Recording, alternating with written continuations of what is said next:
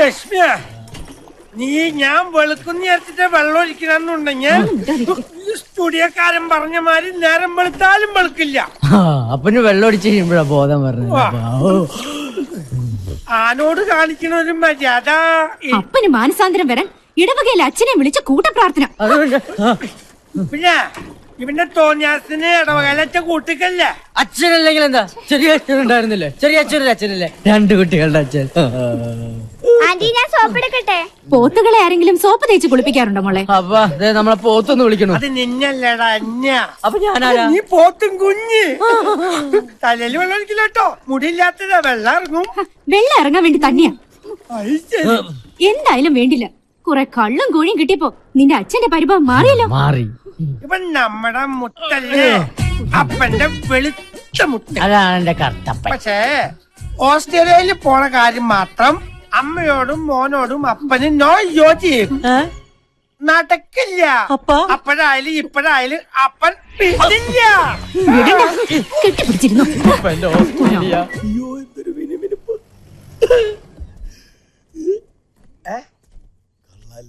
ഇത് ആരുടെ car? Thomas Mathew സാറിന്റെ. ഏത് തോമസ് മാത്യു? ആദിയുടെ സ്പോൺസർ. അങ്ങേരെ ആസ്ട്രേലിയക്ക് പോകാനുള്ള വിസയുമായി വന്നതാ. ഞങ്ങളുടെ ആദ്യം ഒന്ന് ആസ്ട്രേലിയക്ക് പോയിച്ചു വരട്ടെ. ഈ വീട്ടുമുറ്റത്തും കിടക്കും ഇതുപോലൊരു കാറ്.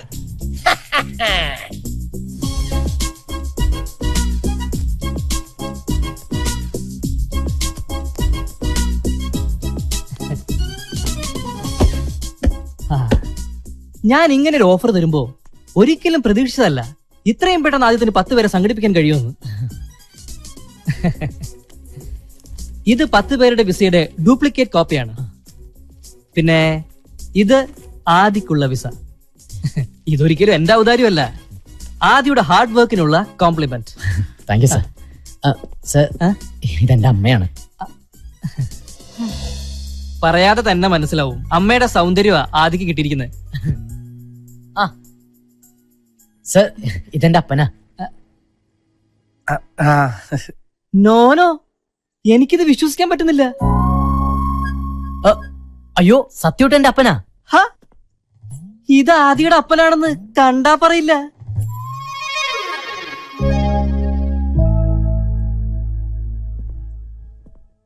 ഈ പ്രായത്തിൽ ഇത്രയും മുതിർന്ന മകനോ? ആദിയുടെ ഫാദർ വളരെ യങ് ആണ്. Anyway, you are lucky. Aadi, ഇപ്പൊ വരാപ്പാ. അവന് പോകാനുള്ളതെല്ലാം ശരിയായി. ഇപ്പൊ സന്തോഷിക്കല്ലേ വേണ്ടത്? എന്നിട്ടെന്താ ഇങ്ങനെ മുഖം കറുപ്പിച്ച്? അതിന് എന്റെ മുഖം വെളുത്തിട്ടല്ലോ ലക്ഷ്മി. അവനൊരു നല്ല ഭാവി ഉണ്ടാവണം തന്നെ എന്റെയും പ്രാർത്ഥന. പക്ഷേ നമുക്കിടയിൽ അവനില്ലാത്തൊരു ദിവസത്തെ കുറിച്ച് എനിക്ക് ചിന്തിക്കാൻ പോലും പറ്റണില്ല.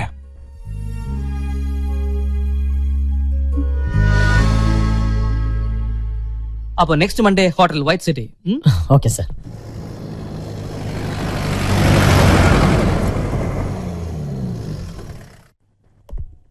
Good morning, sir. Morning. One Mr. Thomas Matthew, room number 105. 1 second, sir. Sorry, sir. Thomas Mathew എന്നൊരാളിവിടെ റൂം എടുത്തിട്ടില്ല.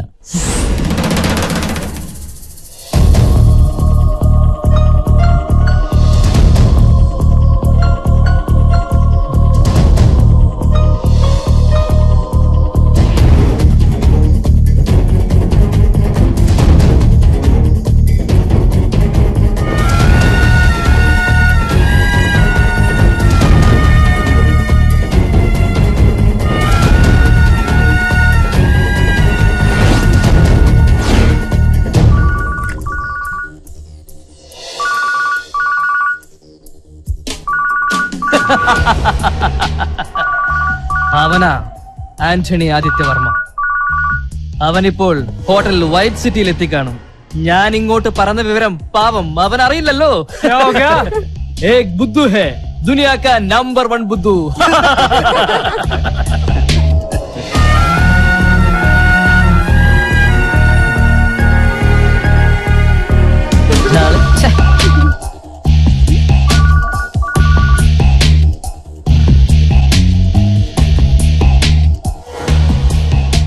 ആന്റണി ആദിത്യവർമ്മ.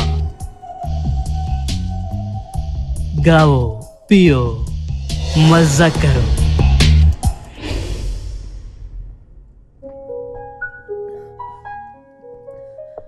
എടോ, ദിവസവും നമ്മൾ പത്രങ്ങളിലൂടെയും ചാനലിലൂടെയും ഇതുപോലുള്ള നിരവധി ചീറ്റിങ്ങൾ അറിയുന്നുണ്ട്. എന്നിട്ടും നിന്നെ പോലൊരാൾ അവന്റെ വലയിൽ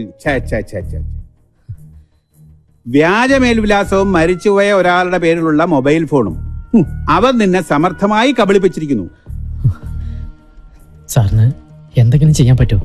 ആദിത്യ, നീ തന്ന പരാതിയിന്മേൽ അന്വേഷണം നടക്കും. ഇനി അവൻ പിടിക്കപ്പെട്ടാലും അവന്റെ പേരിൽ സ്വത്തില്ലെങ്കിൽ അവന് കിട്ടാൻ പോകുന്നത് കുറച്ചു കാലത്തെ ജയിൽവാസം. അതുകൊണ്ടൊന്നും നീ മീഡിയേറ്ററായി വാങ്ങിക്കൊടുത്ത 40 ലക്ഷം രൂപയുടെ ഉത്തരവാദിത്വത്തിൽ നിന്ന് നിനക്ക് ഒഴിഞ്ഞു മാറാൻ പറ്റുമോ?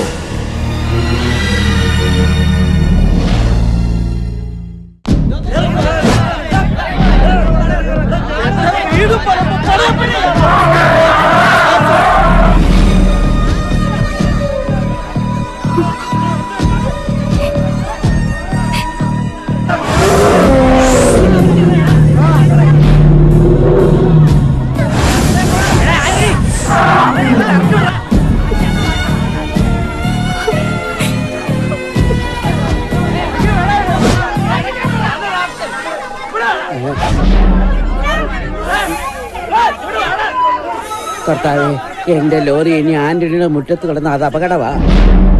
എടുത്തു മാറ്റിക്കളയാം. ഇനി അവൻ ഈ വളയം പിടിക്കണ്ട.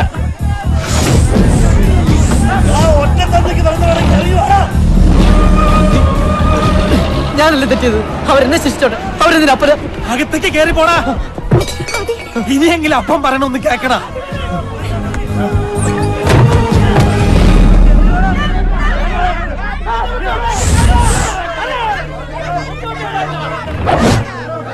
മതി, നിർത്ത്. ഇനിയൊന്നും പറയരുത്. ആരെയും കണ്ണടച്ച് സ്നേഹിക്കുകയും വിശ്വസിക്കുകയും ചെയ്യുന്ന ഈ ആന്റണിയുടെ മകൻ ഒരു അബദ്ധം പറ്റി. എല്ലാരും അവനോട് ക്ഷമിക്കണം. അവനെ ശപിക്കരുത്.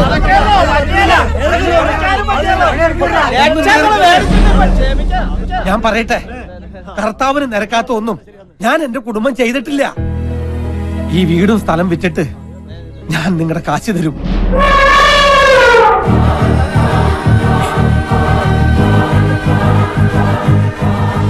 ആന്റണി വെറുമാക്ക് പറയാറില്ല. ഒരൊറ്റ അപേക്ഷയുള്ളൂ. അതിനൊരു അല്പം സാവകാശം എനിക്ക് തരണം. എല്ലാരും പിരിഞ്ഞു പോണം. ആന്റണി പറഞ്ഞോണ്ട് പോവാ. മാറ്റങ്ങളെ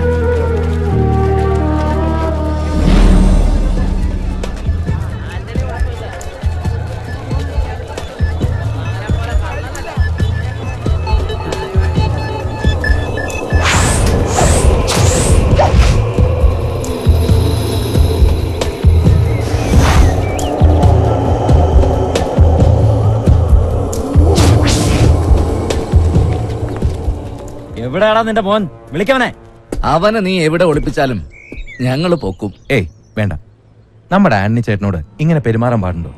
ഒന്നുമില്ലെങ്കിലും 5 കാശ് പ്രതിഫലം വാങ്ങാതെ നാട്ടു റോഡിൽ വെച്ച് നല്ല നാടൻ പാട്ടും നാടൻ തല്ലും കാഴ്ചവെച്ച വലിയൊരു കലാകാരനാണ് ഇദ്ദേഹം. കലാകാരന്മാരെ ബഹുമാനിക്കണ്ടേ? ആദിത്യനെ കാണേണ്ട ആവശ്യം എനിക്കില്ല. കാരണം ഇടപാട് നമ്മൾ തമ്മിലായിരുന്നല്ലോ. 4 ലക്ഷം രൂപ എന്നോട് വാങ്ങിയത് ആന്റണിയാ. അല്ലേ ആന്റണി? അതെ. കേട്ടോടാ, ആന്റണി സത്യസന്ധന.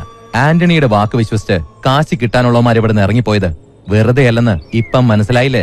നിങ്ങളുടെ കാശ് ഞാൻ പെട്ടെന്ന് തരാം. ആ, എന്നാ പെട്ടെന്ന് തന്നേക്ക്. ഞങ്ങൾക്ക് പോകാൻ തിരക്കുണ്ട്. ഇവർക്കൊക്കെ ഒരുപാട് ജോലി തിരക്കുള്ളതാ.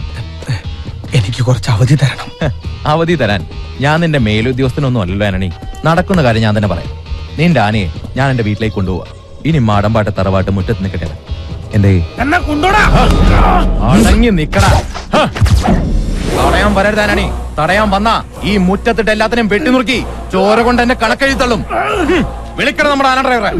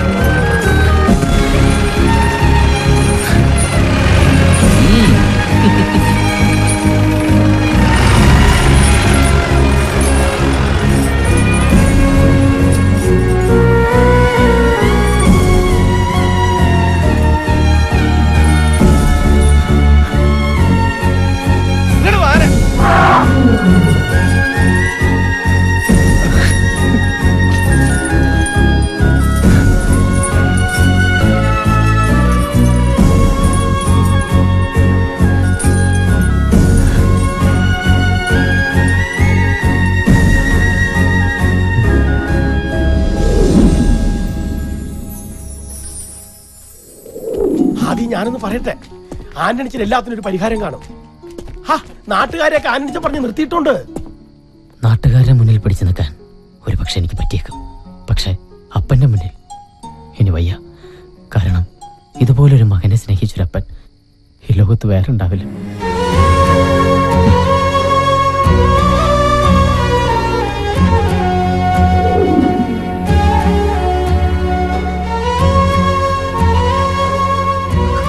ലക്ഷ്മിയെ, നമ്മുടെ മോൻ കരയണ്ട. ഇപ്പൊ അവൻ ഇവിടുന്ന് മാറി നിൽക്കുന്നത് തന്നെയാ എന്തുകൊണ്ടും നല്ലത്. നീ കരഞ്ഞു വെറുതെ എന്നെ വിഷമിപ്പിക്കില്ലേ.